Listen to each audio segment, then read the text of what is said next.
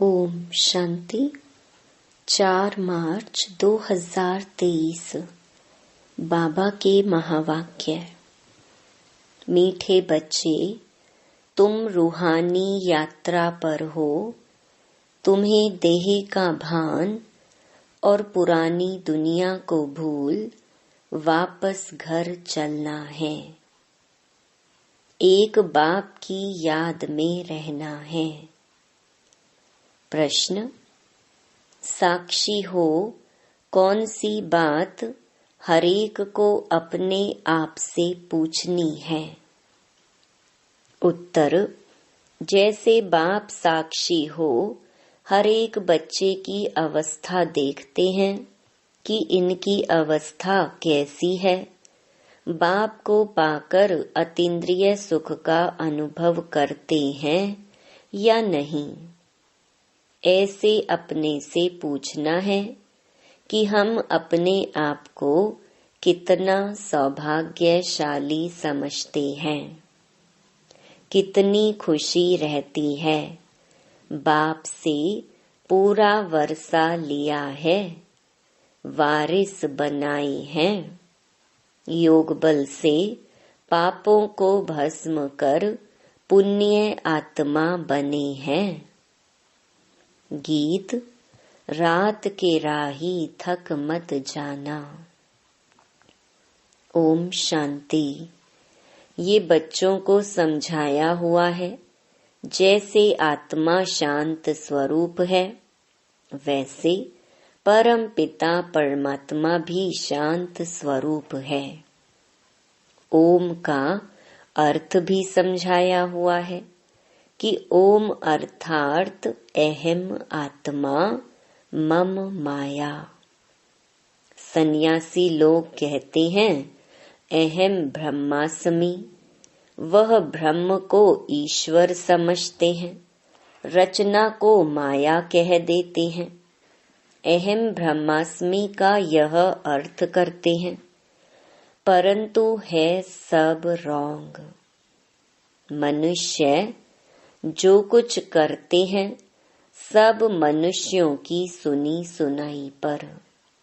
जिसने जो कुछ समझाया, जो रस्म चलाई, उस पर चल पड़ते हैं, उसका नाम हो जाता है। ये भी ड्रामा में नोंद है। अब बाप कहते हैं, हे राही, कहाँ के राही? परम धाम के राही। ये हो गई रूहानी यात्रा रूहों के लिए। आत्माओं के वापस जाने लिए यात्रा है। गाइड तो जरूर चाहिए। विलायत से आते हैं तो उनको भी गाइड मिलता है। मुख्य सब स्थान दिखाने लिए। परमपिता परमात्मा को भी गाइड कहा जाता है, पंडों को भी गाइड कहा जाता है। तो बाप कहते हैं, बच्चे अब मैं आया हूँ तुम बच्चों को वापस ले जाने। कितनी फर्स्ट क्लास यात्रा है, जिसके लिए भक्त लोग आधा कल्प से भक्ति करते आए हैं। कहते हैं, आओ हमको अपने परम धाम में ले चलो। वह जिस्मानी यात्राएं हैं अनेक प्रकार की। कितने जिस्मानी पंडे हैं, रूहानी पंडा एक ही है। उन्होंने फिर पांडव सेना शक्ति सेना दिखाई है। लड़ाई की तो कोई बात नहीं है। बाप बैठ समझाते हैं, हे मीठे बच्चे, पहले तो यह निश्चय होना चाहिए कि बरोबर वह बाप है। तुम्हारा बुद्धि योग बाप के पास जाना चाहिए। बाबा आया हुआ है हमको वापस ले जाने लिए। यहाँ यह है दुख धाम, पतित दुनिया नर्क। हेल नाम तो है ना, गाते भी हैं, लेफ्ट फॉर हेवनली अबोर्ड। जरूर कोई नई चीज है, मनुष्य जानते नहीं, सिर्फ कह देते हैं। रस्म रिवाज तो चली आई है, सो कह देते हैं फलाना ज्योति ज्योत समाया, अर्थात आत्मा परमात्मा बन गई। ये नहीं जानते कि ड्रामा है। आत्मा इमॉर्टल है। उस अविनाशी आत्मा में 84 जन्मों का पार्ट भरा हुआ है। परम आत्मा में भी पार्ट भरा हुआ है। इसको कहा जाता है ड्रामा की कुदरत। परमात्मा से भी तुम पार्टधारियों का तो और ही जास्ती पार्ट है। वह तो है क्रिएटर डायरेक्टर। तुम जो देवी देवता बनते हो, उनका सबसे जास्ती पार्ट है। आदि से अंत तक तुम्हारा पार्ट है। सतयुग त्रेता में तो बाप का पार्ट है नहीं। वहाँ बाबा को कुछ भी करना नहीं पड़ता। इस समय मैं बहुत सर्विस करता हूँ। तुम बच्चों को भी और भक्तों को भी राजी करना पड़ता है।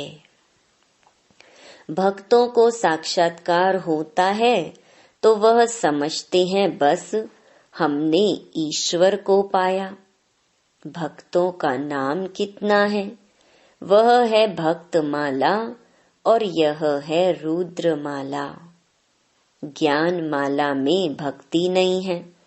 वह तो ज्ञान सागर से ज्ञान धारण कर भक्तों का भी उद्धार करते हैं।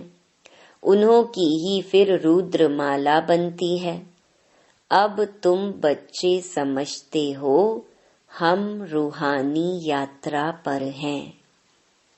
गृहस्थ व्यवहार में रहते याद बढ़ानी है। वह है बहुत स्वीट चीज। बाप रचता भी है, बच्चों को क्रिएट करते हैं। ब्रह्मा मुख वंशावली बनाया है। सब कहते हैं हम शिव बाबा के बच्चे हैं। फिर डायरेक्शन मुख्य देते हैं कि मन मना भव। मैं आया हुआ हूँ तुमको पढ़ाने। हूबहू 5000 वर्ष पहले मैंने यह राजयोग सिखाया था। मैं निराकार आत्माओं से बात करता हूँ। तुम अपने ऑर्गन्स का आधार लेते हो, मैं इनके ऑर्गन्स का आधार लेता हूँ। अब तुमको वापस जाना है, इसलिए पुरानी दुनिया को भूलना है। इसको ही सन्यास कहा जाता है। पहले पहले तो निश्चय करना है मैं आत्मा हूँ, देह नहीं। इस देह का भान भूल जाना है। पुरानी दुनिया को छोड़ना है। अब मैं वापस लेने आया हूँ तो मेरी श्रीमत पर चलो। देह सहित देह के सभी संबंध आदि भूल जाओ। एक बाप को याद करना है। मेहनत बिगर कोई बादशाही थोड़े ही मिलेगी। विश्व का मालिक बनना है। जो नॉलेज मेरे में है वह अब तुम्हारे में भी आ गई। तुमको संक्षेप में और डिटेल में भी समझाया जाता है। बीज से इतना सारा झाड़ निकलता है, फिर झाड़ की डिटेल में जाएंगे तो बहुत विस्तार है। बाप कहते हैं अब इस पुराने झाड़ को भूलो। अब सिर्फ मुझे याद करते रहो। भगवानुवाच मैं तुमको राजयोग और रचना की नॉलेज देता हूँ। ये रचना कैसे रचता हूँ, कैसे वृद्धि को पाती है, ये है ड्रामा को समझना। सो तो मनुष्य ही जानेंगे। भगवान पढ़ाएंगे भी मनुष्यों को। मुख्य है गीता। गीता का नाम है। गीता में है भगवानुवाच, ऐसे नहीं व्यास भगवानुवाच। कहते हैं श्री कृष्ण भगवान ने गीता सुनाई, व्यास ने लिखी। वह तो पीछे लिखी गई है ना, इस समय लिखें वह तो विनाश हो जाएगी। तुम ये सभी करके 2-4 हजार बनाएंगे। वह गीताएं तो लाखों करोड़ों की अंदाज में है। फिर भी यही पुराने शास्त्र निकलते हैं जिससे फिर कॉपी करते हैं। जो उस गीता में अक्षर बाई अक्षर है वही निकलेगा। ड्रामा में वही नूंद है। जिस समय शास्त्र लिखे हैं उसी समय लिखेंगे भी जरूर। लक्ष्मी नारायण भी वही बन रहे हैं, वही उनके महल आदि बनेंगे। इस समय बाबा ने इस कल्प वृक्ष का और ड्रामा का ज्ञान दिया है। कहते हैं तुम अब मिले हो, कल्प कल्प मिलते रहेंगे। भगवानुवाच भी लिखा हुआ है, मैं तुमको राजयोग सिखाता हूँ। भगवान नई सृष्टि रचते हैं, जरूर उनको राजा बनाएंगे, द्वापर का तो नहीं बनाएंगे ना।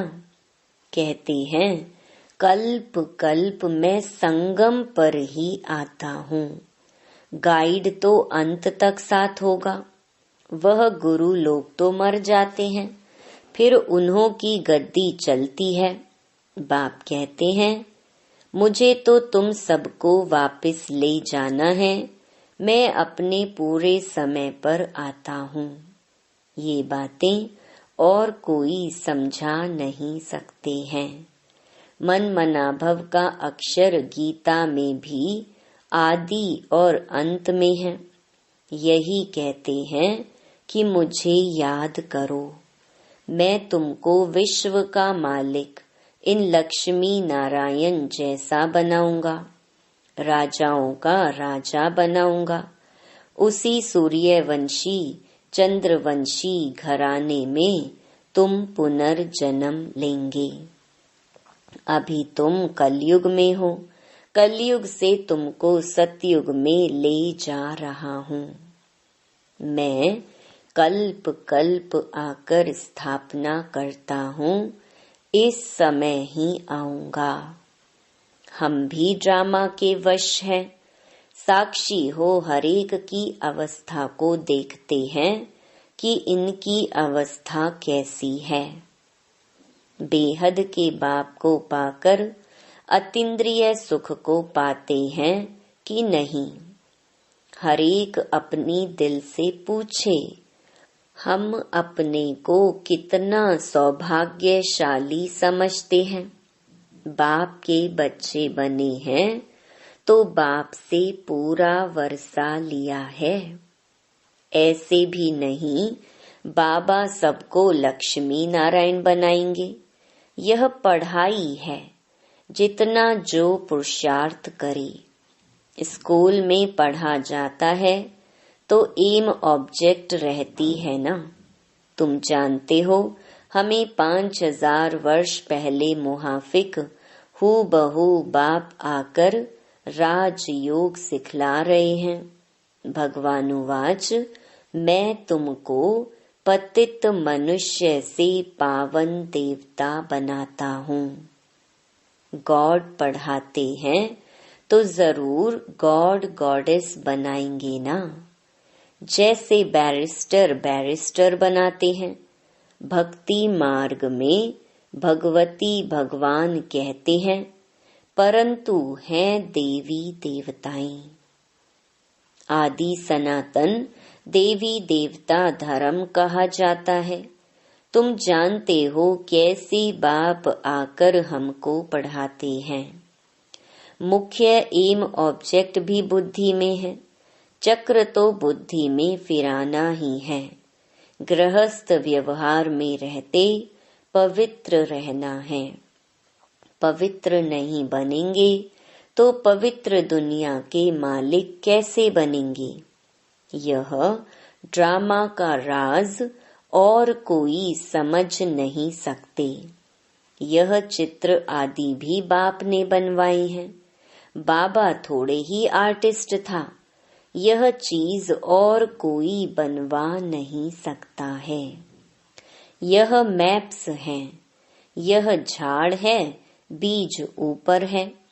कल्प वृक्ष के नीचे जगदम्बा बैठी है, जो सभी के सुख की कामना पूरी करती है। सतयुग में दुख का नाम नहीं होता। तुम कहेंगे हम नई दुनिया के मालिक बन रहे हैं। मनुष्य से देवता किए करत न लागी वार। सिख लोग उनकी महिमा करते हैं। देवी देवता ही स्वर्ग के मालिक थे। वह अब और धर्मों में कन्वर्ट हो गए हैं, फिर निकलते आएंगे। हम भी आगे हिंदू धर्म लिखते थे, अभी हम कहते हैं ब्राह्मण धर्म के हैं। भले हम ब्राह्मण धर्म लिखते हैं, परंतु वह फिर भी हिंदू समझ लेते हैं, क्योंकि उनके पास ब्राह्मण धर्म का कॉलम कोई है ही नहीं। हम देवी देवता कहेंगे तो भी बदली कर हिंदू लिख देंगे, क्योंकि ब्राह्मण अथवा देवी देवता धर्म का नाम ही गुम है। अभी तुम बच्चे जानते हो, हम सो देवी देवता बनने के लिए पुरुषार्थ कर रहे हैं। वहाँ यथा राजा रानी तथा प्रजा सभी की इन लक्ष्मी नारायण जैसी ड्रेस रहती है। पीतांबर यह है सतयुगी सूर्यवंशी की ड्रेस। त्रेता में राम राज्य में फिर दूसरी ड्रेस होती है। रस्म रिवाज अलग होती है। श्री कृष्ण को हमेशा पीतांबर धारी कहते हैं। तो अब यह निश्चय करना है कि बाप हमको स्वर्ग का वर्षा देते हैं। यह मृत्यु लोक खत्म होना है। जब तुम निरंतर बाप को याद करते रहेंगे, तब संपूर्ण निर्विकारी बनेंगे। उसी योग बल से पाप करते जाएंगे, पुण्य आत्मा हो जाएंगे। तुम बाप के पास सरेंडर होते हो, पुण्य करते हो, फिर याद से आत्मा पवित्र बनती जाती है। कोई को भी समझाना है बहुत सहज। भगवानुवाच कब सुना है? स्वर्ग की स्थापना करने वाला वही फादर है। बाप और वर्षे को याद करना है। महाराजा बनने चाहते हो तो बताओ तुमने कितनी प्रजा बनाई है। ऐसे बहुत लिखते हैं कि फलाने ने हमको दृष्टि दी, तीर लग गया। प्रजा बनाने और वारिस बनाने की मेहनत करनी पड़ी। प्रजा तो बहुत सहज बन जाती है, फिर गद्दी पर कौन बैठेंगे? वह भी मेहनत कर बनाना है। माया जीत जगत जीत बनना है। माया से हारे हार है। बाप से शक्ति लेनी है। यह मेहनत तुम बच्चों को करनी है। कोई भी बात में मूंझते हो तो पूछते रहो। बाप पढ़ाते हैं तो इसमें कोई संशय नहीं आना चाहिए ना। अनेक प्रकार के संकल्पों के तूफान तो आएंगे। बुद्धि योग तोड़ने की कोशिश करेंगे। तूफान लगेंगे, माया खूब हैरान करेगी। फिर कहेंगे यह तो माथा ही खराब हो पड़ा है। जो बीमारी आदि कभी हुई नहीं, सो अब होती रहती है। विघ्न बहुत आएंगे, इसमें कमजोर नहीं बनना है। अच्छा, बाप दादा मीठी मीठी मम्मा का सिकिलधे बच्चों प्रति याद प्यार और गुड मॉर्निंग। रूहानी बाप की रूहानी बच्चों को नमस्ते। धारणा के लिए मुख्य सार। पहला, बाप ने जो फर्स्ट क्लास यात्रा सिखलाई है, उस रूहानी यात्रा पर रहना है। श्रीमत पर देह सहित सब कुछ भूलना है। दूसरा, कभी भी माया के तूफानों में कमजोर व संशय बुद्धि नहीं बनना है। किसी भी बात में मूंझना नहीं है। वरदान, सदा भरपूरता की अनुभूति द्वारा टेढ़े रास्ते को सीधा बनाने वाले शक्ति अवतार भव। सदा शक्ति के, गुणों के, ज्ञान के, खुशी के खजाने से भरपूर रहो तो भरपूरता के नशे से टेढ़ा रास्ता भी सीधा हो जाएगा। अगर खाली होंगे तो खड्डा बन जाएगा और खड्डे में गिरने से मौज आएगी। जो कमजोर और खाली होते हैं, उन्हें संकल्पों की मौज आती है।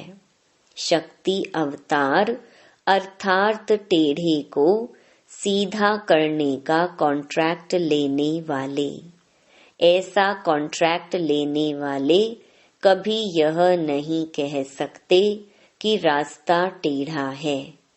अगर कोई गिरते हैं तो अटेंशन की कमी है या बुद्धि भरपूर नहीं है। स्लोगन, रूहाब को धारण करने वाले ही रूहानी गुलाब हैं। ओम शांति।